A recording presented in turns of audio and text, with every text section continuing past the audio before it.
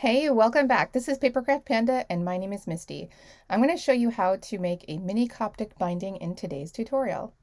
So to do this, you're going to need a few supplies. Go ahead and pause here on this screen, write everything down. I included the cut sizes so that you can, cut things before we start. That way you can just follow along with me as I go forward. So first, you're going to want to have 2 pieces of book board, 2 end papers, and 6 little signatures, each with 3 sheets of paper. To cover the boards, you want to have a piece of fine paper, which is the colorful one you see here, a piece of paper to go on the inside of the board so that it looks nice when you open the book, and then also some thread that is either waxed or unwaxed that you can wax later. For tools, grab a ruler, a pair of scissors, a knife like this one, tapered awl, mine's 6 inches, bone folder, a pencil, a needle, curved and tiny since these are tiny books is recommended. Something you can use for a template like this. See how I cut that? It's got like a little hook on it. And then it's optional, but a clamp. Clamps can be nice if you want to hold things in place while you're sewing.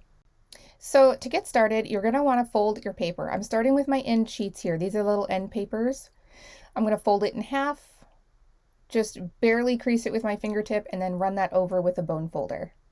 And then for each of the signatures, there are 3 sheets per signature. I'm using a drawing paper here. I'm folding it over, and then I use my fingertips to try to get that creep on the foredge as small as possible. And then just use your bone folder in the center outward to crease it. Repeat that with all of your signatures, and then one by one, you're going to want to open them up and use your template to mark them, just like this. And notice how my template has like a little hook on it. You can kind of see it over on the left-hand side. It allows it to sort of hook into the crease, which makes it really easy for you to mark with your pencil, and also really easy for you to mark your book board later on, which we'll do in a little bit. So I'm just letting this go one more time so you can kind of see how I do it. I hook it in, then use my pencil to mark it, and you're going to repeat that with all 6 signatures. Now, once you get them all marked, it's time to pierce them with your awl. So grab your awl and pierce each signature just like this if you can. I like to fold it so that it always ensures I'm piercing through the crease and not accidentally through the bottom of the paper. So go ahead and repeat that with all of your signatures, and then it's time for us to do something called tipping in. So tipping in is a process where we take our end paper, apply a little bit of glue just along the crease line, and then we turn it over and apply it glue side down so that the crease line of the end paper and the crease line of the signature match. Now we only do this with the first and last signatures of the book.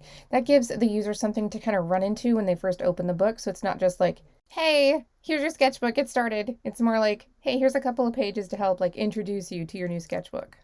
Anyways, okay, so now that we've got the signatures done and we've tipped in our end papers, it's time for us to go ahead and cover these cute little mini boards. So I kind of assume that you have some experience doing this, but if not, you can just kind of watch. I'm applying the little boards to the fine paper so I know exactly what I want to show on the cover and on the back. And then I'm using my pencil just to trace the outline, the position of these boards. There has to be a little bit of hangover, right? So I need to have some of this paper hanging over the edge of the board because that's what I'm going to use to wrap around the boards later. So I'm using these 1/2 inch and 1/4 inch spacers to give myself enough room around each of the boards, and then I'm cutting them out and it's time to go ahead and glue them down. I'm just going to speed this up here because a lot of you have already done this before, but I'm just gluing the back of the board and then I'm going to press it down here onto the paper. Once it's in place, I'm going to do the other board. And they're so small, it's easy for me to press the air out of them, but you can use a bone folder to do that too. And then once I get them in place, I just use my rule to mark that 1/4 inch around them and my scissor to cut it out. I'm just going to repeat that process with both of these, and then I'm going to grab my cornering jig, and that helps me decide kind of where the corner is going to be.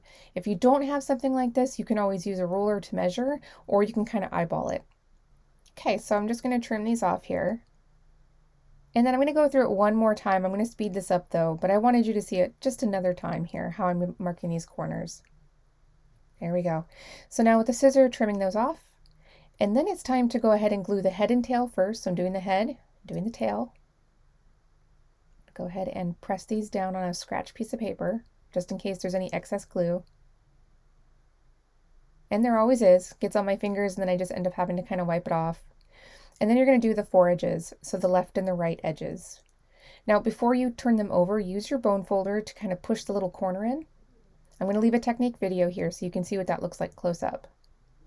And after you turn them in, go ahead and fold those over, just like this.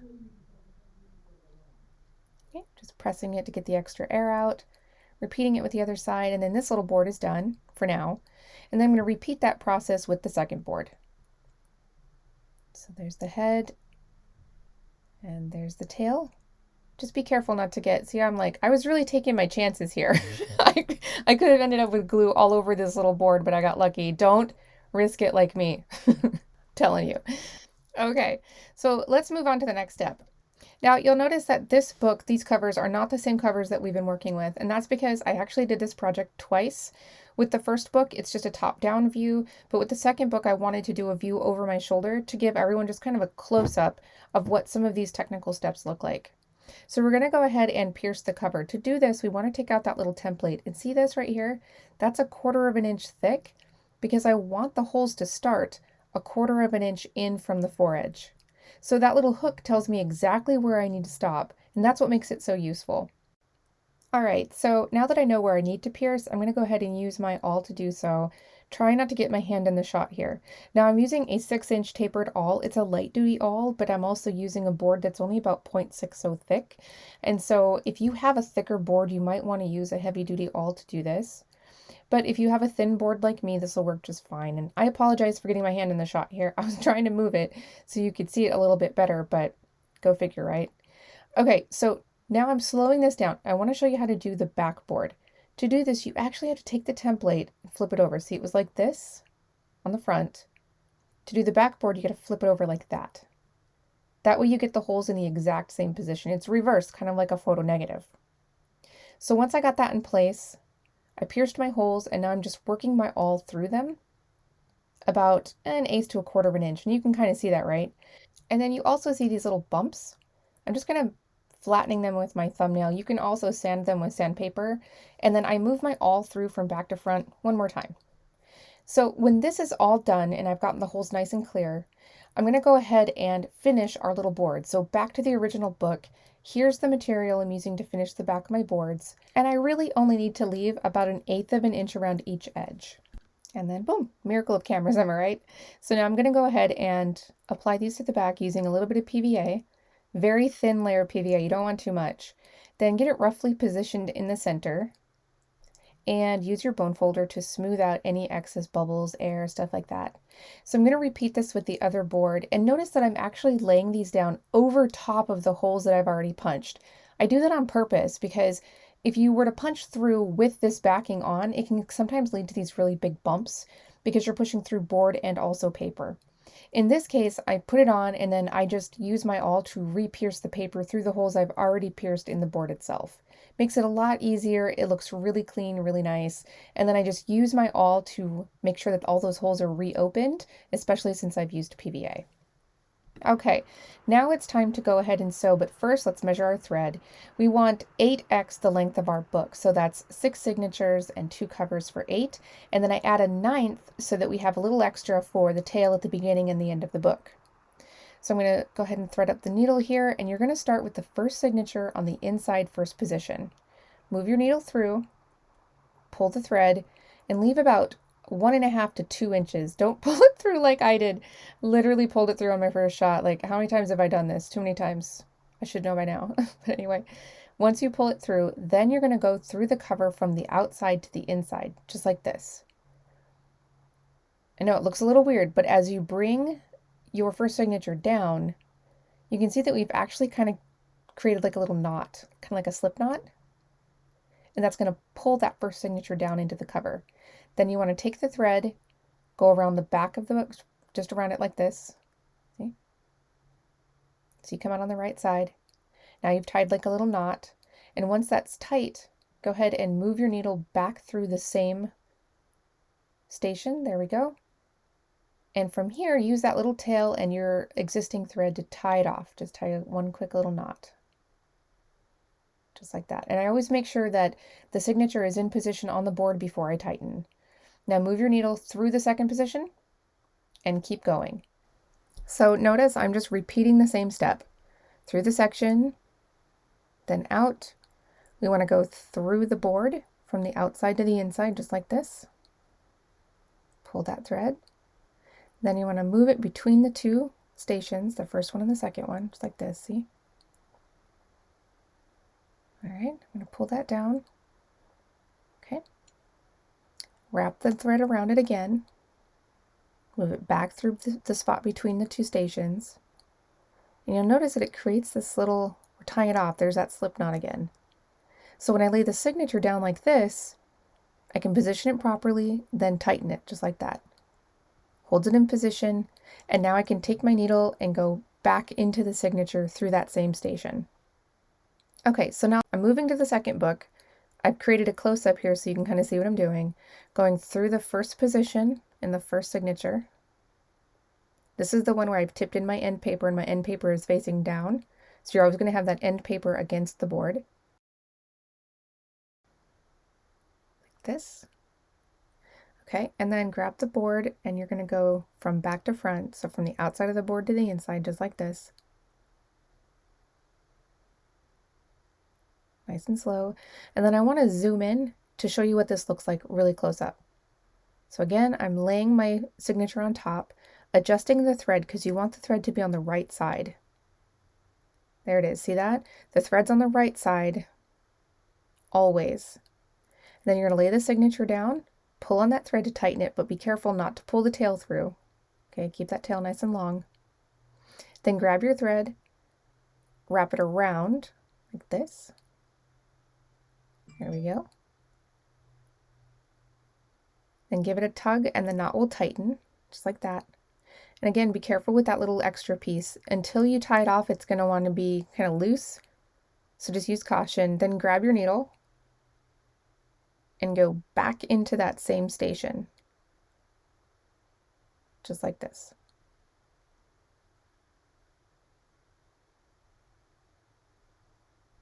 Once you pull the needle through, go ahead and bring the thread so it's nice and tight, just like that, see? And tie it off. There we go. Okay, so back to our original book. We're going to go ahead and continue this process to attach the front board to the first signature. Just step by step. So you're going to see me do the same thing that we did before. We're just going to do it again and again. Around the right, wrap it around, go between the two stations on the right side. Pull it nice and tight once you have the signature aligned on the board, and then back in through that same station. Perfect. Now, when you get to the end, the very final station, you're going to proceed the same way. Just like this. We're pulling it through. I'm going to flip this over and go through the board, just like we did before.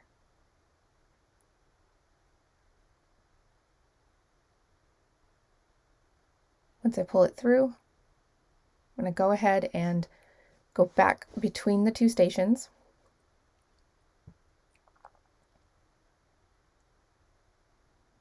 There we go. And I'm still going to wrap it around just like I did before and send it back between them again. But this time, instead of going back into the signature through the same station, I'm going to add the second signature. Get it nice and tight there. All right, so here's the second signature. Open it up, move the needle through in the same corresponding location, and then just set that signature down and move your needle through the next station in line, right there. See? Okay. Pull it through, and now to attach this signature, we're actually going to go behind the thread of the previous signature and board where it's holding them together. So see this? I'm going to go between them, just like that. Pull it nice and tight, and then go back into the same station. You're going to repeat this, and this is unique to the second signature only. So there we go. Pull through. Then we're going to swing that needle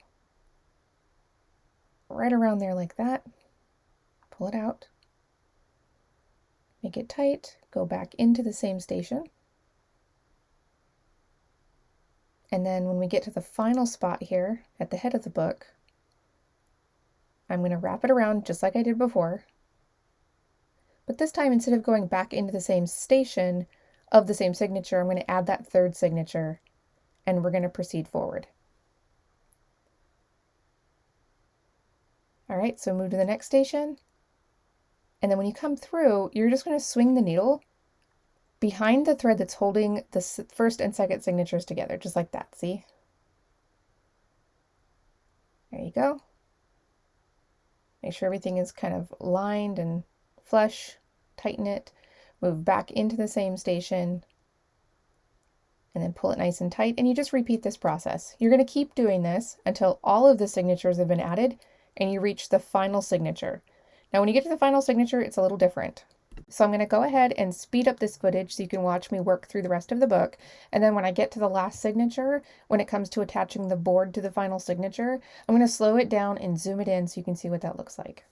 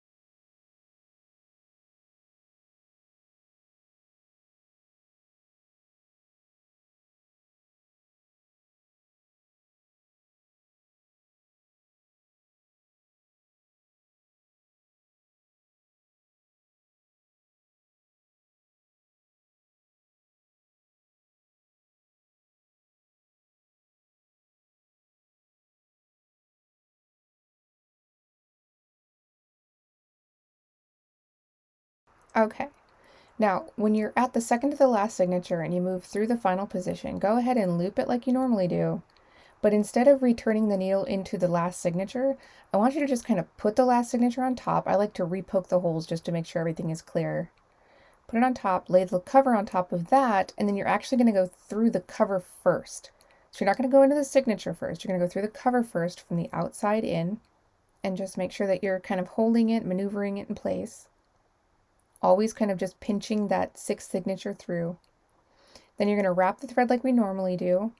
And instead of going into the signature this time, we're actually going to loop the needle between the fourth and fifth signatures like this. And then you're going to return it into the sixth signature, so the final signature. It's kind of hard to see. You kind of have to maneuver your needle behind the thread to get it in there. But once you get this first hole done, the rest of them are pretty easy. So once it's inside the signature, proceed like normal. Move out the next station. Once you're outside, go through the cover from the back to the front. Wrap the thread around just like this. Use your needle. There we go. Wrap it again. Then we're going to slip it between the fourth and the fifth signatures. Just like this. And then return it into the final signature. Now let's look at a close-up. So here's the second book. We're getting in a close-up here. Take that next signature, lay it on top so the end paper is facing up so it'll always be against the board, right? Kind of this is what it's going to look like. Then go ahead and move the needle through the book board from the back to the front, just like this. And I just kind of move the signature out of the way for a second while I go ahead and wrap the thread like we've done previously. These are very technical terms here. Once you get it wrapped, now place the signature inside. And this is where it gets a little tricky because that signature wants to slip out on you, but pinch it in there with your hands as best as you possibly can. Pull that thread tight so you kind of tighten that slip knot. Then slide your needle between the fourth and the fifth signatures, just like this. All right, tighten, and then return the needle into the last signature. So let's open it up. There's the needle. We're going to pull it through. Then go ahead and move the needle through the next sewing station. There we go. And then just pull until it's tight. So let's go ahead and go back to our original book. I'm just going to continue on. Move the needle back into the signature, kind of tighten the thread a little bit, then out the next station, loop it through the book board, so the cover first, wrap around, wrap our needle around again. There we go. And then you'll just move between the 4th and 5th signatures and so on. So once you reach the final sewing station, I want to show you how to finish the book. So you should be inside the signature, move from inside to outside, just like this. Then you're going to move back through the cover, like we normally do.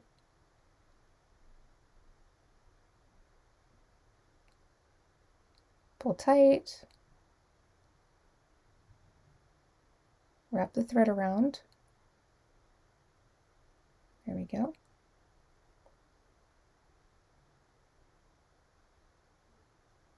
Perfect. Then I'm just going to tighten that slip knot. I'm going to move the needle between the 4th and 5th signatures, just like this. Tighten it upward. And then, like normal, I will return back into the final signature through the same sewing station. Now, once inside, we're going to tie this off. So I'll show you first with the close-up view. There we go, just need to fix that. Tighten it here. Then we're going to loop the needle through there, just like that. I have such little thread left, but I can still fit my needle through to create this little knot. Perfect. Now, we return to the original book, top-down view. This is what tying that knot looks like. This one I had so much more thread, it was a lot easier. So you might want to give yourself a little more thread than I did on the first round. Now I'm just going to trim off the excess with my scissor. And there you go. Now you have this perfectly cute miniature scale Coptic binding. So if you didn't know how to sew a Coptic journal and you just learned, awesome. Now you can take what you know and size it up to make any book you want. If you already knew how to sew them, but you just wanted to see what it might look like if it was super tiny, well, there you go. Now you know. So these make excellent gifts. Birthday, Christmas, it doesn't really matter. Whatever you can think of, having a hand-sewn book like this is so special for anybody. Now, let me know in the comments if there's something else that you want to see. I'd be happy to make it. And as always, thank you so much for watching. Take care.